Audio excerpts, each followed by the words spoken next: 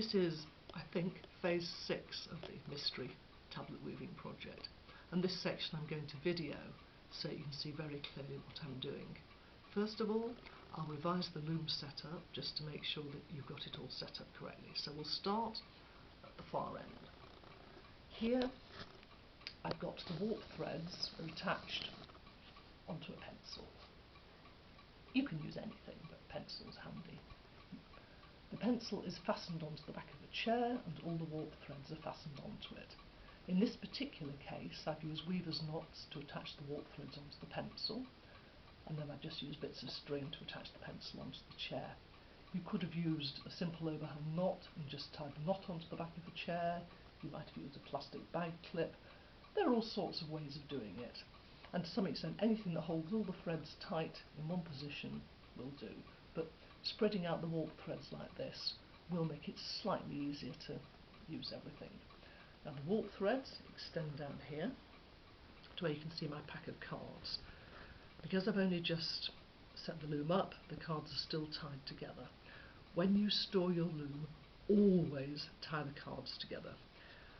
If you don't, you'll learn the hard way why this is a good idea. So untie my cards. I'm going to remove 4 of the cards because these 4 are not relevant to the project I'm teaching you. I was going to rethread the loom to take those ones out altogether, but life's been a bit busy at the moment, so just ignore those. These are the ones you're working with. Each card should have 2 dark threads at the top and 2 light threads at the bottom. Each card should have a marker at the top to show the dark and a marker at the bottom to show light. I happen to use grey and pink because that's the colours of felt pen I had handy. And the whole deck should have the cards threaded the same way. In this case they're running back across this side. It doesn't matter which way they're running as long as every card is exactly the same.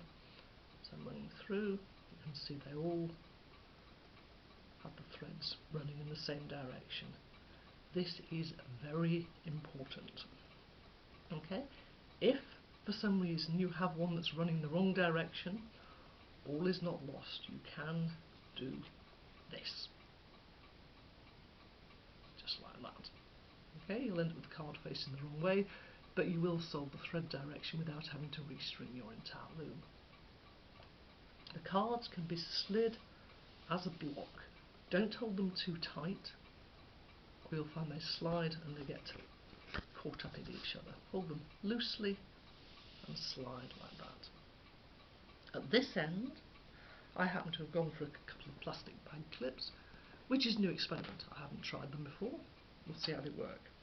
I have a belt around my waist. The belt is very important because I can relax the tension or tighten it up as I need to, or I can just hump my chair backwards or forwards. I've used an old embroidery frame to stick to my belt, but I could just have had a knot at the end and just tuck the knot through the belt. I did that for my first project and it worked fine. So, what am I using for the actual weaving?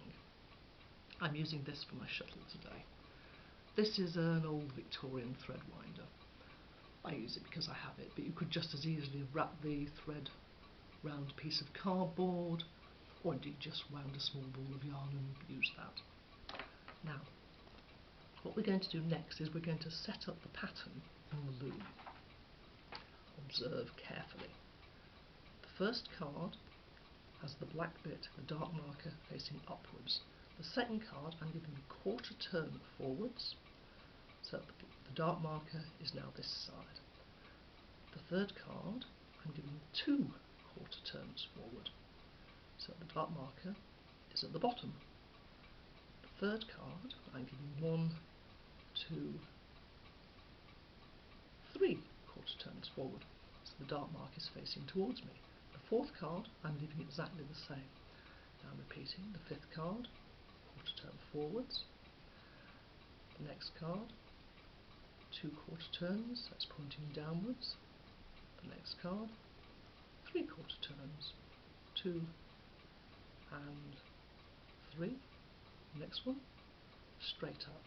The one after that, quarter turn forward, 1, 2 quarter turns, 1, 2, 3. This is why I asked you to have a number of threads that was a multiple of 4, because obviously this is blocks of 4 running through the pattern. So now we've got all those set up. I shall now bring back the 4 cards that you're ignoring. Right? Now, take the whole block loosely and run them forwards.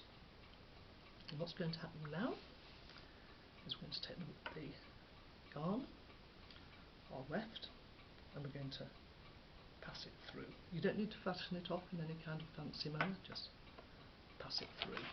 Use your ruler. This space is called the shed, and your ruler is for pushing your weft thread well down. Now what we're going to do now we have the pattern set up, the process actually becomes very easy. You take the whole block and do 1/4 turn forward. We slide the cards along, and you'll find it often pays to increase the tension slightly while you're sliding the cards along. When you've done that, slide your ruler in, make sure you've got a nice clear point to work down to, pass the yarn through,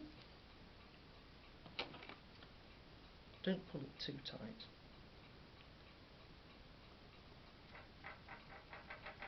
and pat it well down. Give the pack another 1/4 turn forward, slide the cards,